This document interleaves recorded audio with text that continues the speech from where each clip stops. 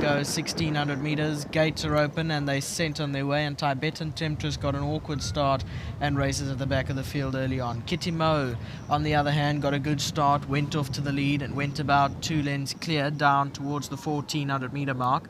In second is Templehoff, followed by Miss Tucker down the inside at Ursern Valley's now just past that one into third. Orange sleeves and cap. Miss Tucker's dropped back to fourth, and then Gideon's Daughter in the orange body and purple cap, then about 2 lengths back to Sundrop, who races one off the fence, and then the red cap of Hat's Miracle, that one's inside, is about 8 or 9 lengths off the leader. Further back in the field there's As Fate Has It and Tibetan Temptress is the trailer, and there's about 10 lengths from front to back now as they go towards the 800 meter mark, and they roll off the back straight, and Kitty Mo is the leader but only got it by 3 parts of a length to in second spot there Ursern Valley, orange sleeves and cap. A length away then to Templehoff, who races back in third. Gideon's Daughter's fourth, 5 off the leader. Then came Sundrop. Miss Tucker's further back in the black and grey colours, followed by As Fate Has It. Then there's a break of 3 or 4 back then to Hat's Miracle and Tibetan Temptress as they turn for home. 400 metres from the judge. Kitty Mo's in front, leads it by 2. Templehoff down the inside. Sundrop gets a wake-up call. Down the inside is Miss Tucker. Gideon's Daughter on the outside is a big runner now. Gideon's Daughter comes right up to Kitty Mo. 200 metres left to go, and Gideon's Daughter is in front from Kitty Mo. Then came Sundrop, and it's Gideon's Daughter for the win. Has gone 3 or 4 lengths clear, and Gideon's Daughter will beat home into second spot. Will go to either Kitty Mo or Sundrop, and then came As Fate Has It.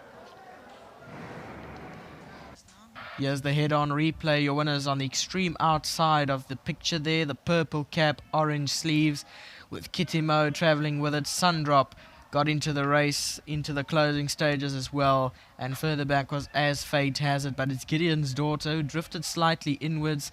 Then the rider goes for the stick in the right hand just to try and straighten it up.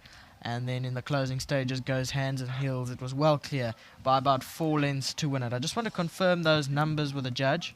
So coming into the winning area now is number 1, Gideon's Daughter, the 3-year-old daughter of Skid Skizzle out of the byword mare Goedehoop. Now got 1 win from 5 starts, ridden to victory by Greg Sheen, who's... Well, absolutely fantastic to have Greg Sheen back in the Eastern Cape and back in the winner's box. Definitely hasn't lost a sense of how to get there, and Gideon's Daughter has come through really, really well to take the victory for him and the Hoofyard this afternoon. Now, Godfrey is going to be smiling because he's the groom that looks after Gideon's Daughter, and on his behalf, I've got Cuba receiving the 1,500 Rand World Sports Betting Extra. Cuba, thank you very much. And with that, great pleasure to... invite you back to the winner's box, Greg. You certainly haven't forgotten where it is, where to come. You've done a fantastic job on Gideon's Daughter, and she's won as she likes. Yeah, thank you. I mean, she obviously stood out on paper. She was the foremost in the race, and just very, very kind of Ellen to allow me to ride some of them, and Richard allowing Ellen to give me 1 or 2 chance rides, not just spare rides. Yes. This was obviously a chance ride, and I'm sure Richard would have liked to have been on her, but yeah, absolute pleasure. You know, this is a place I'm very fond of, not only this spot in particular, but the whole of the Eastern Cape and the racing folk down here. So nice to see so many familiar faces again, and yeah, I had the 1 warm-up ride and then managed to boot 1 home, so most appreciative. But you've got to take some credits, and I think you should maybe just tell Richard it's a bit of a jockey strike because she's been favourite the last 3 times and you've got her home today. Listen, that's often the burden of riding for the Greef stable, that some horses might be shorter than they should have. But to be fair, from her first outing, she's had the form excuses where she should have and could have won. And, you know, it's just important to be on them on the right day. Richard told me enough about her. And I think reverting back to the mile felt like the right thing to do. I have no doubt she'll go the extended 8 after, but I think today still the mile feels like a filly that's still furnishing. You know, just the whole temperament is lovely, but just feel that she's going to come forward for this. So I think there's still a few more in the tank, so well done to all connections. I've noticed a whole bunch of new silks in the Eastern Cape, and not only in our stable, but throughout, and not a partnership that I'm familiar with, but well done to the nominee, Maswane, and yeah, to Ellen and the whole team. It's great to be back. Now, when horses travel, acclimatization action is really important. And you've landed in PE on a brilliant day where the wind is pumping and the sun is beating down. And being from the UK, how are you finding this? Yeah, listen, thank goodness for this breeze, because when I got here this morning, I thought I was in trouble. As you can see, I mean, I'm sweating up a storm, but yeah, the temperatures are a lot lower than this at the moment. Back home, I think it was -2 yesterday. But yeah, no, we'll take the sunshine while we can, because I know when I go back next week, it's going to be a whole different story. We've got the winter to look forward to, so enjoying the sunny sun in South Africa. Well, I hope this is not the last time I speak to you today or that you come up to visit. But on that note as well, if we don't see you again, please send our very best regards to Claire, and we hope you have a wonderful stay in South Africa. Thanks, Nadine, and to everybody. I felt very welcome from the minute I arrived, so thank you very much to everyone. Fantastic. Alan stepping in. Feels like a little bit of deja vu, old times there off the back of your jockey, Greg Sheen, having a winning chat, Alan coming on in, and it's like old times.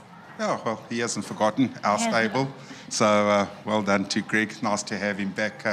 He's on a working holiday. Discussed it with Richard. And when we looked at the weights, Richard said, well, he can ride this, and I'll ride that and that. And, you know, make him feel welcome. He hasn't lost his touch, and it was a classical Greg Sheen ride on the poly.